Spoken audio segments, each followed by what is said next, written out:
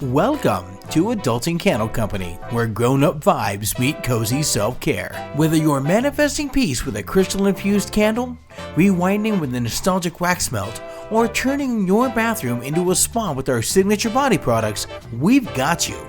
We're not just candles, we're a vibe. All handmade, ethically sourced, and wrapped in love. And sometimes glitter. Craving peppermint wonderland? Obsessed with opulent florals? Need a candle that says, "I survived today"? Yeah, we have all that too. Join the Adulting Candle Company fam and light your life. One intention, one flame, one fabulous scent at a time. Shop now at www.adultingcandleco.com or find us on TikTok, Instagram, and Facebook at Adulting Candle Co.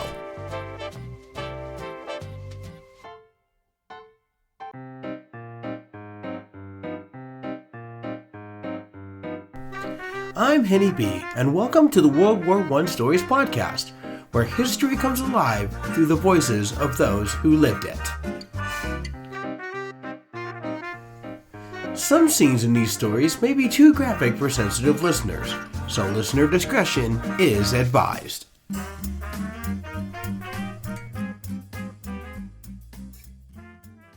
Hooked on the podcast? Now you can hold the stories in your hands.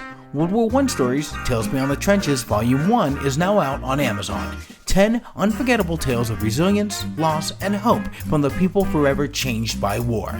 Available in paperback and on Kindle. Today's episode, Letters.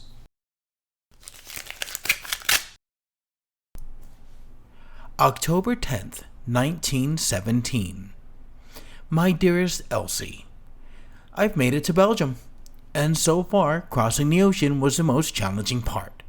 It turns out that I get seasick. Can you imagine that? Me? The man who loves to take the boat on a Klamath Lake, getting seasick? I was nauseous the entire journey. We landed in France 3 weeks ago, and it was very pretty there.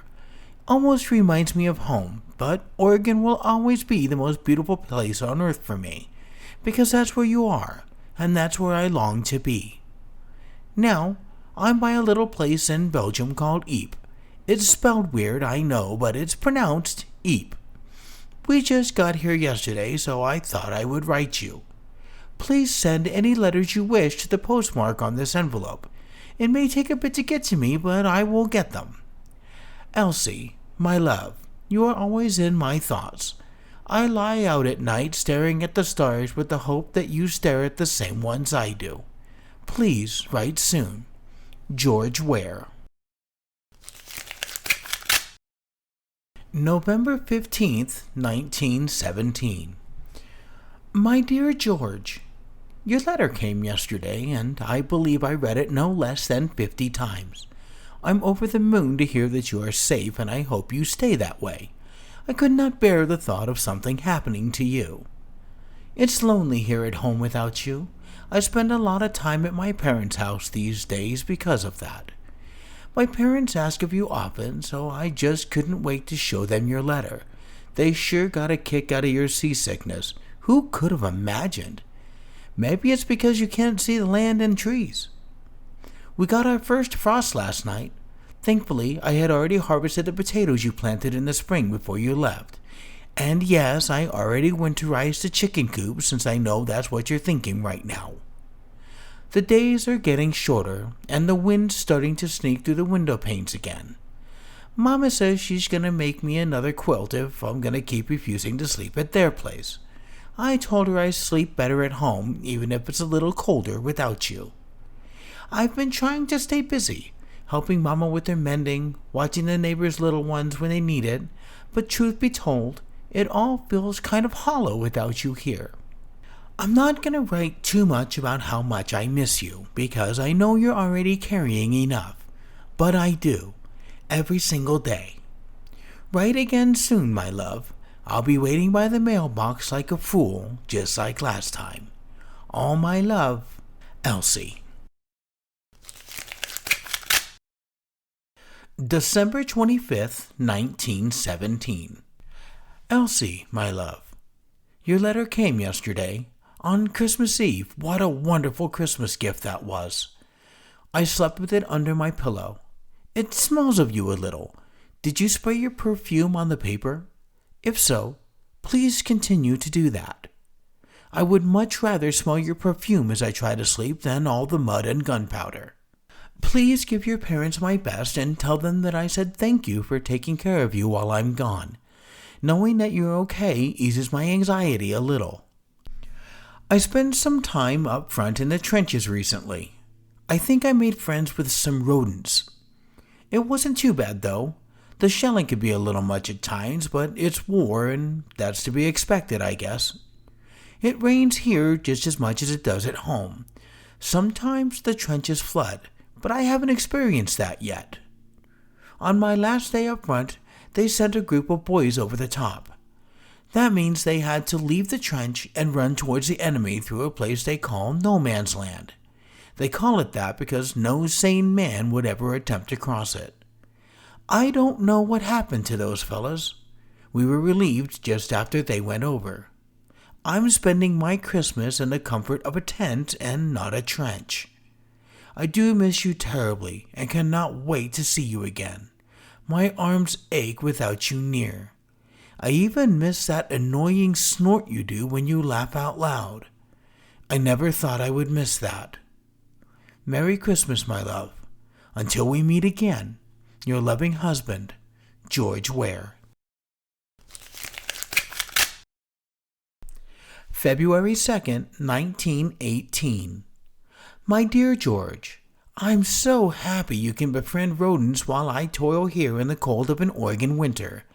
I'd bet they'd be better to you than that old friend Jeremy of yours. You know, the one who stole your fishing pole in grade school.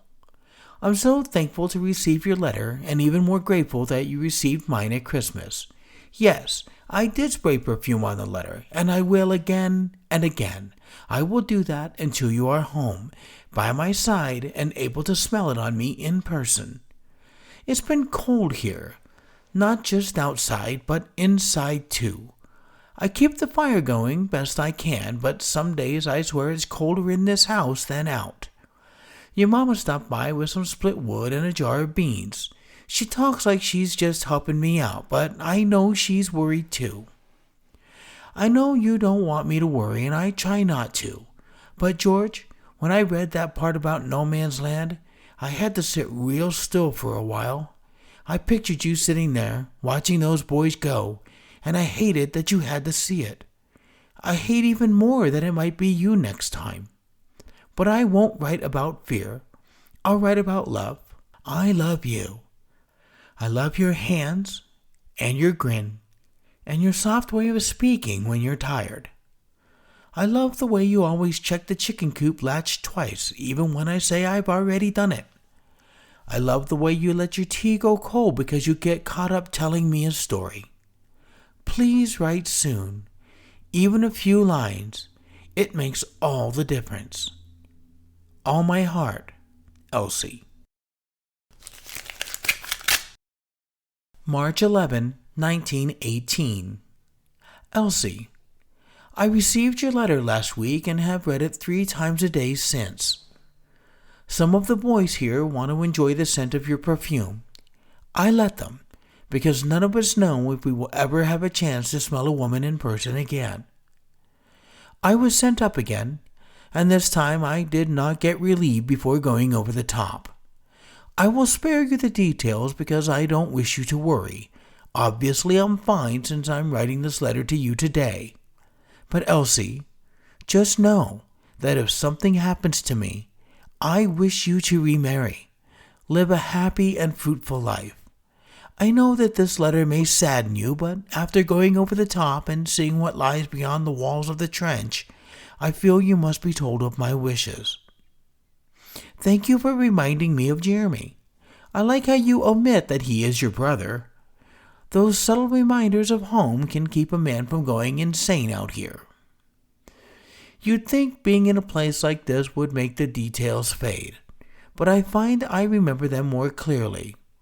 The creak of our front steps, the way your hair falls in your face when you're hanging the wash, that chipped mug you love, Every little thing. There's a boy here from Missouri who keeps a photo of his girl folded in his helmet. Says it keeps him safe. I don't have a picture of you in mine, but I've got your words, and that's enough. Don't shed tears over this letter. Elsie, I'm still here, and I still belong to you. I'll write again as soon as I can. Yours always, George Ware.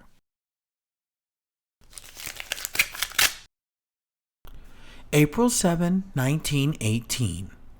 My dear George, your letter hit me square in the chest. I could hear you in every word. I read it in the kitchen while the bread was rising and had to sit down on the floor, right there with flour on my skirt. I let Mama read it too. She didn't say anything, just folded it real neat and wiped at her eyes like she wasn't crying. Papa stood by the stove longer than usual that night, poking at logs that didn't need poking. You have a way of quieting this house even from across an ocean. As for Jeremy, yes, he's my brother, but I reserve the right to leave that detail out when it suits me.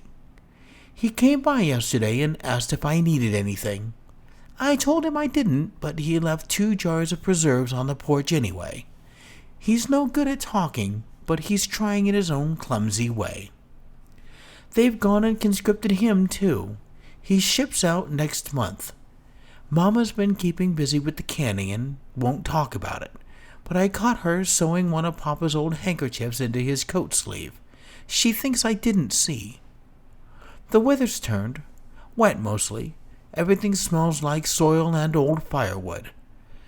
You asked me not to cry, so I won't tell you how long I sat up that night holding your letter. I won't tell you how scared I was reading the part about going over the top, and I won't tell you what it did to me, you saying to remarry if something happens. But I'll say this. Don't go making plans for my future without being in it. I've tried to be strong. I've tried not to burden you. But, George, I haven't gotten a paycheck from the Army in nearly 2 months. I went to the bank yesterday to explain things, but they just nodded and handed me another notice. If it keeps up like this, they're going to take the house. I didn't want to tell you. I still don't. But I figured you'd want to know. Write soon. I don't care if it's 2 lines or 20. Just let me know you're still there. All my love, Elsie.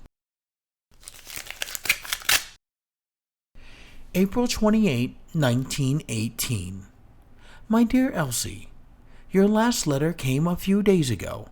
I read it in the early morning when it was still dark out, with just enough light from a match to see your handwriting. I didn't even finish reading before I started writing this. First, I'm going to look into the paycheck situation. I'll talk to the quartermaster or whoever they'll let me speak to. I'm sorry it's come to that. I should have known something was wrong when I didn't get your usual report on the grocery clerk's gossip. I hate the thought of you going through that kind of trouble without me there. I hate it more than anything I've seen here. I've been thinking about something I need to tell you. I don't know how to write it down, but I'm going to try. We went over the top again last week.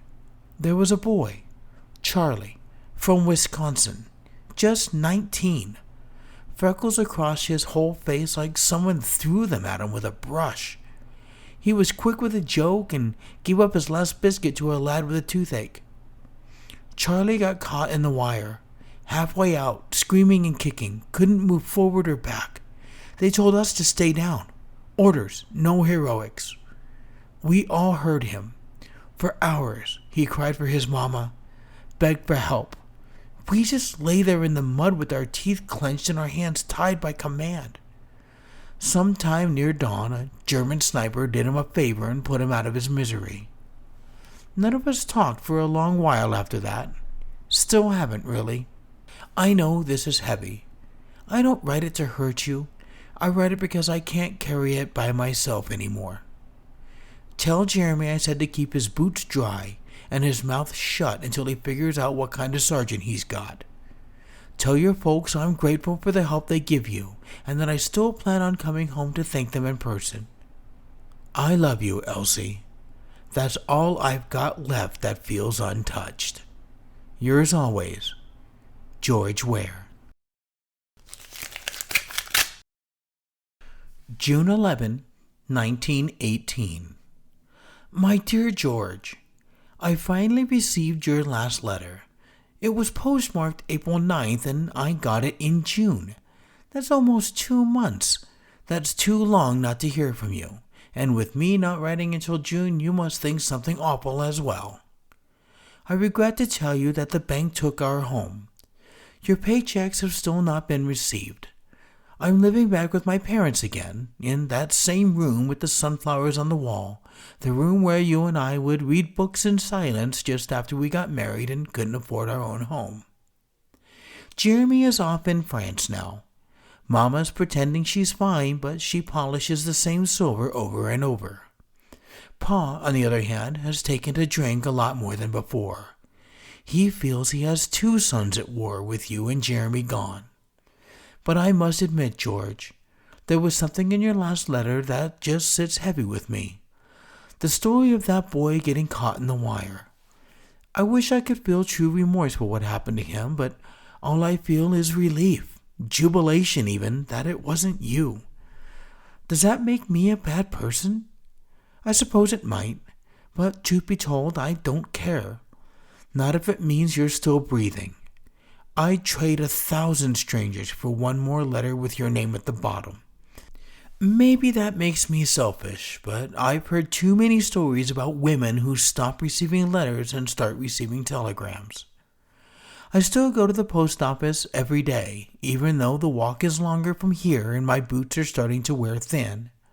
I stand in line with my hands folded and pretend I'm just being patient, not desperate.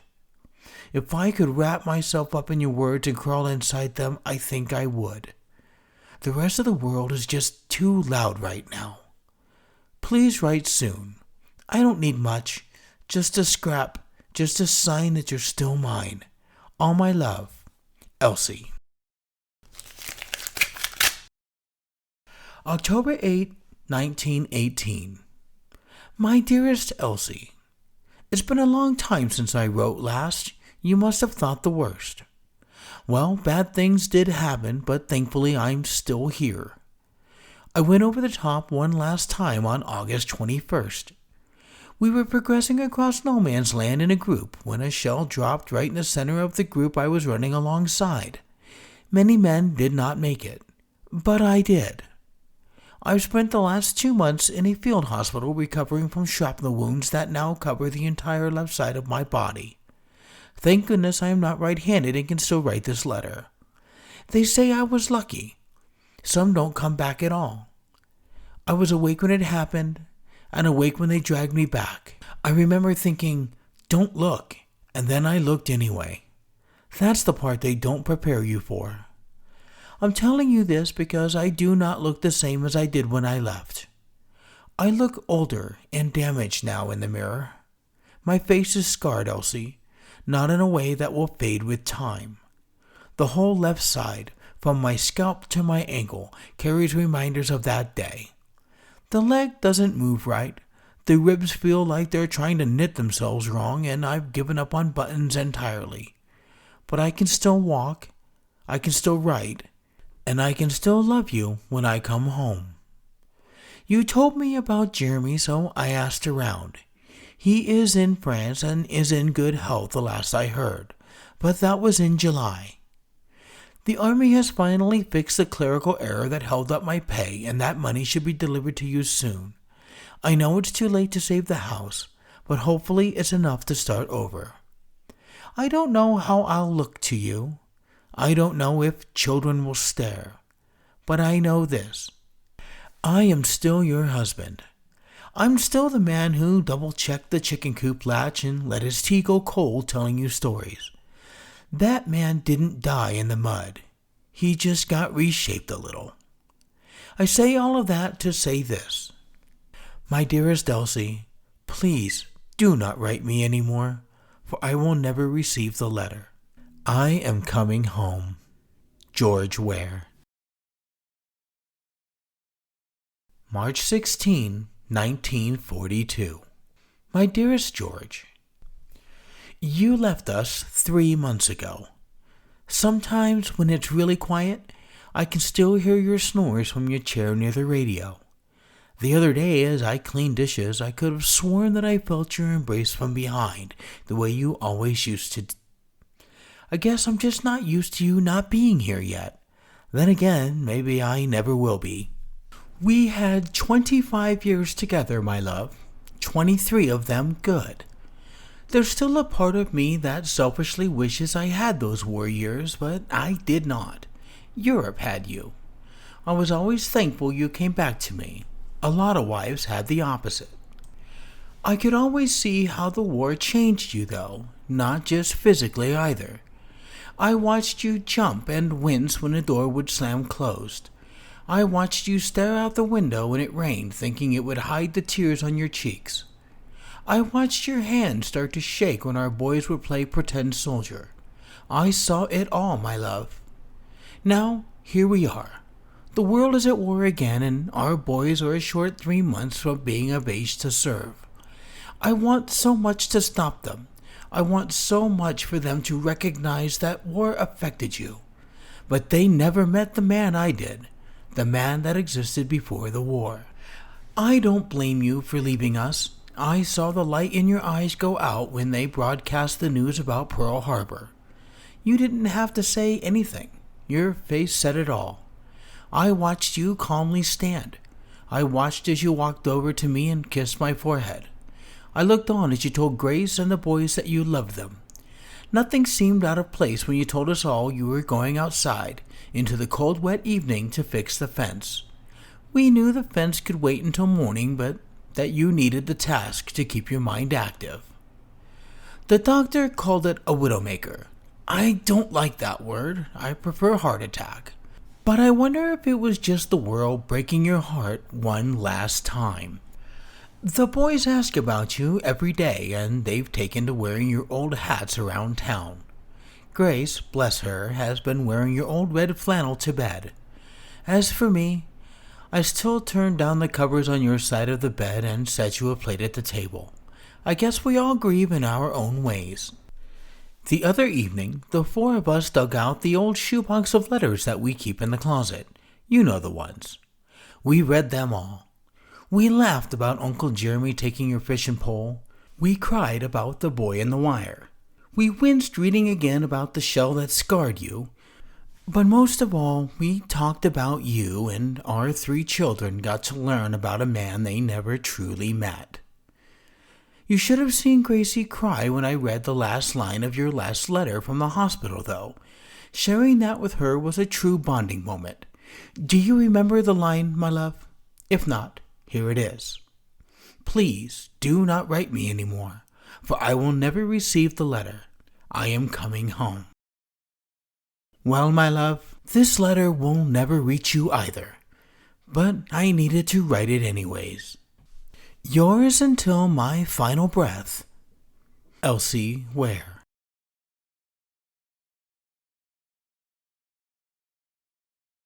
You've been listening to World War I Stories, Tales Beyond the Trenches.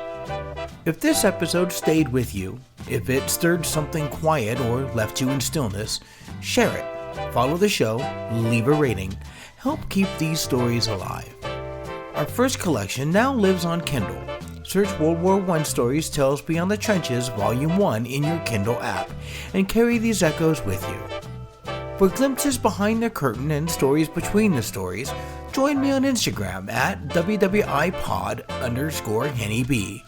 And if you'd like to see your name in the credits, become a producer. Visit our Patreon at patreon.com/World War I Stories and help power the next tale into existence. Thank you for walking back in time with me.